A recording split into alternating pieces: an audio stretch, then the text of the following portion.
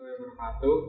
Kami dari kelompok 2 Pancasila akan mewawancarai Bu Endah dalam artikel kita yang berjudul Strategi Peran Guru dalam Mengatasi Bullying di Sekolah. Perkenalkan, nama saya Jovan Chandra Bukti. Nama saya Ratan Dumuli Pasaribu. Kami dari Telkom University Purwokerto. Di sini kami ingin menanyakan sedikit tentang bagaimana sih lingkungan sekolah pada zaman sekarang, apakah masih berkelompok atau bagaimana? Untuk sekarang, di zaman yang apalagi sekarang era digital seperti ini, tentu di kelas ini ya, di kelas kan di sini kan campur ya, ada heterogen, putra putri, kemudian dari karakter juga heterogen. Nah, dari heterogennya itu mereka akan masing-masing menemukan mana yang sefrekuensi. Jadi otomatis mereka membentuk yang namanya circle, ya. Di sini memang masih kuat yang namanya circle. Dalam satu kelas pasti kelihatan dari tempat duduknya. Pasti mereka otomatis akan mengelompok nih berempat berenam ya, satu baris itu baru satu circle. Entah cewek cowok sama aja. Kalau di sekolah ini Bu, saya tanya dulu nih, kan biasa kan ada yang circle gitu Bu. Misalkan ini kelas 10 kan mulai terbentuk circle-nya begini. Nanti pas misalkan dia naik kelas, apakah akan diacak atau misalkan yang pinter-pinter di satu sama yang pinter-pinter, terus yang standar-standar mungkin standar, dan mohon maaf yang menengah ke bawah, yang menengah. Kalau di sini nanti di kenaikan kelas 11 itu nanti ada penjurusan. Kalau dulu ada anak IPA, ada anak IPS ya. Yeah. Kalau sekarang istilahnya rumpun sama aja sih jurusan, cuma ada rumpun IPA dan rumpun IPS. Nanti dijadikan satu kelas itu sesuai dengan dulu waktu pemilihan angkatnya apa. Nah, untuk pembentukan satu kelas itu nanti diatur. Situ ada yang high, ada yang medium, ada yang low. Itu semua dicampur. Jadi juga yang high, maksudnya yang pintar tuh dari satu kelas juga. Itu semuanya ada di situ dikumpulkan jadi satu. Termasuk dari yang misalkan nih, mohon maaf di kelas 10 kan ada problem bermasalah. Jadi ya kita itu juga untuk pertimbangan kami untuk membagi kelas. Misalkan ini berteman dengan ini di satu kelas, apakah memang ada kejadian seperti itu di sini? Nah, di sini nggak ada sih, nggak ada yang request ya, berarti orang tuanya request ya. Anak saya udah biasa satu bangku sama si A, pengennya kelas 11 ya. Kan masuk komite di sekolah itu. Tidak sekolah sih, tidak ada campur tangan politik.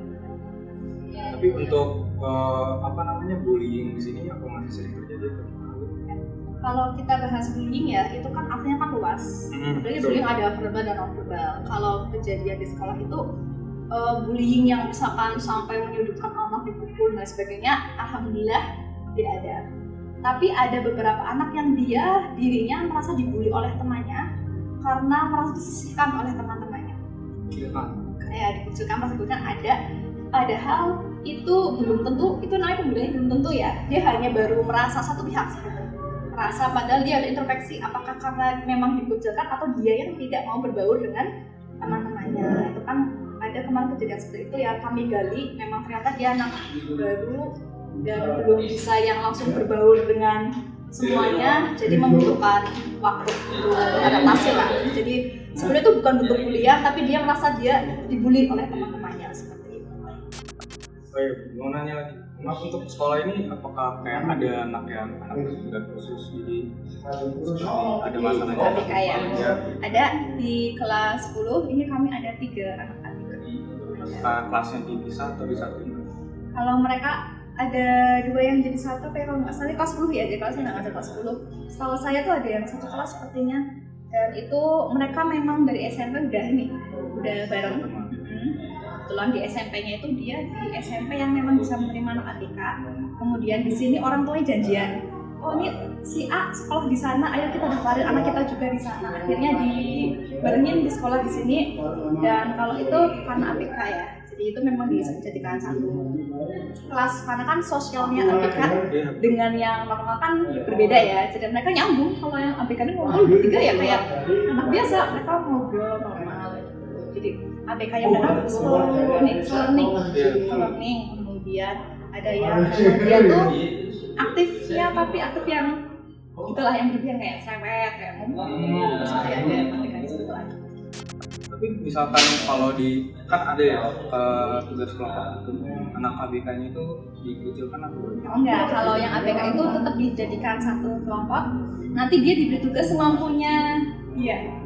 Mereka kayak P5, sekarang ada istilahnya P5 ya. P5 untuk Project Pancasila itu tetap dia dijadikan satu kelompok dengan teman-teman yang lain dan dia diberikan tugas ya yang kira-kira dia mampu. Kalau misalkan kamu nanti besok bawa gunting ya, kamu besok bawa apa ya, gitu dia bawa peralatan nanti dari rumah dan di situ ya mengerjakan yang kalau dia memang belum mampu gunting sesuai pola, yang nggak akan diberikan tugas untuk menggunting, maksudnya semampunya anak itu. Kalau peran keseluruhan guru ini dalam menjaga lingkungan belajar yang jadi anak-anak di sekolah ini tuh merasa aman gitu antara ya. Kalau dari setiap guru itu kan punya cara ngajar yang berbeda-beda. Tapi kalau di sini sih insya Allah kami akan menciptakan kelas yang kondusif itu tanpa ada membeda-bedakan anak ya dari situ dulu. Jadi dari guru-guru memulai tidak ada guru ke anak apa sih namanya emas apa ya anak kesayangan itu loh. Dari guru kami mencoba ya jangan sampai ada anak emas dan ada yang merasa dikucilkan oleh guru itu. Jadi kami berusaha untuk ke semua siswa ya sama kayak kasih sayangnya sama gitu. Kalaupun ada yang anak ABK ya berarti kan diberi perhatian yang khusus ya, itu karena memang mereka spesial seperti itu. Jadi kemudian kami juga terkait tempat duduk itu ada beberapa guru yang dia tuh mengatur biar nggak ribut, misalkan ini dipindah dan lain sebagainya gitu lah, biar kalau misalnya di kelas kok itu memang kelihatan ada yang dibercandain terus kan kadang ada ya apa ya anak tuh pembulian yang satu anak tuh dianggap buat bahan candaan lah. Misalkan nih siapa Jovan ya kayak Jovan mah ini ya bu Pak Jovan kan ada kan sekarang kan itu termasuk pembulian sebetulnya. Si anak malu, yang lainnya ketawa. Nah itu yang hal-hal seperti itu dari guru tuh berusaha. Kalau udah mulai bercanda yang ke arah seperti itu, ya guru mulai stop kayak udah jangan ke Jovan lu nih gantian nanti. Kalau siapalah temennya yang suka ngeledek itu diamnya di kelas kayak gitu ya. Jadi guru mengontrol lah biar nggak ada pembulian yang seperti itu kayak memalukan temannya. Berarti untuk faktor eksternal itu dari kebanyakan dari orang lain. Kalau misalkan internalnya bagaimana itu? Kalau internal yang di dalam kelas atau gimana? Internal ya mencakup lingkungan sekolah ini. Dari pembelian? Iya. Kalau di sini dulu kalian ngalamin nggak kalau misalkan ya kelas meeting ya? Contohnya yang sekarang aja ya kelas meeting. Kalian tuh merasa jadi kakak kelas. Ading nih sama di kelas sekolah. Ada rasa gengsi gitu. Nah itu biasanya tuh faktor-faktor kayak gitu tuh yang bikin nanti kakak kayak ngelakuin dulu antar kelas. Terus kadang nanti ada yang mereka kelas kan itu lebih ke apa sih tuh kayak ngajak berantem kali ya, jadi kayak bukan pembulian yang ini ya berantem. Tapi nanti kalau ada yang anak lapor ke kesiswaan kan kebetulan kan saya staf kesiswaan juga, itu nanti diselesaikan masih baik-baik mereka kan baik-baik ketemu gitu. Terus kalau misalkan hal lain yang bikin mereka pembulian itu kalau lingkungan di sekolah sih cowok nggak ada ini ya, ada yang mungkin mereka juga temenan di luar kan kita nggak ngerti ya, kan di luar itu temenan sama lingkungan yang apa, terus di luar kan ternyata juga kita kurang tahu. Yang jelas dari sekolah sih berusaha untuk menyetop biar nggak ada pembulian di sini ya, mau pembulian yang jadi waktu kedua mau itu sih ada ya. Selama aku setahun di sini juga kalian terkait kasus pembulian hanya ini sih dia hanya merasa aja kecil-kecilan, tapi ketika ditelusuri ya dia nggak ada pembulian. Misal ada siswa yang ibu tuh terus rasa dia dibully, jadi apa yang ibu kasih gitu? Oke, kalau pertama sih saya nanya dulu ke anak ini, kenapa kamu bisa dibully? Nah kejadian kemarin ada katanya ya ada penyebabnya lah, saya bisa dibully karena teman saya dibully. Terus nanti kalau udah ini nanti udah saya suatu kelas saya panggil anak itu terus saya terpisah, nggak saya ketemukan ini ya berantem ya ada ya saya terpisah. Nanti kalau udah saya manggil anak di luar dua anak ini, yang anak yang netral. Yang netral. Menurut kamu mereka berdua di kelas apakah berantem, apakah apa gitu atau gimana? Saya nanya gitu. Jadi saya cari info, saya gali sebanyak mungkin ya, biar saya nggak ngejudge melalui satu anak, memihak ke satu anak atau enggak. Dia bilang si Budi ada buktinya atau enggak, ada saksinya atau enggak. Terus nanti kalau memang anak ini sampai ke orang tua, saya komunikasi ke orang tua. Saya tanya di rumah seperti apa, punya adik enggak. Kalau memang di rumah sendirian, berarti kan kadang maaf ya, kalau yang anak tunggal kan sosialnya nggak sebagus yang punya kakak atau punya adik, kan pasti beda lah. Yang anak tunggal itu pasti beda. Ternyata memang di rumah sendirian. Jadi kan memang kita pengen ya dilakukan oleh teman-temannya, terus pas udah.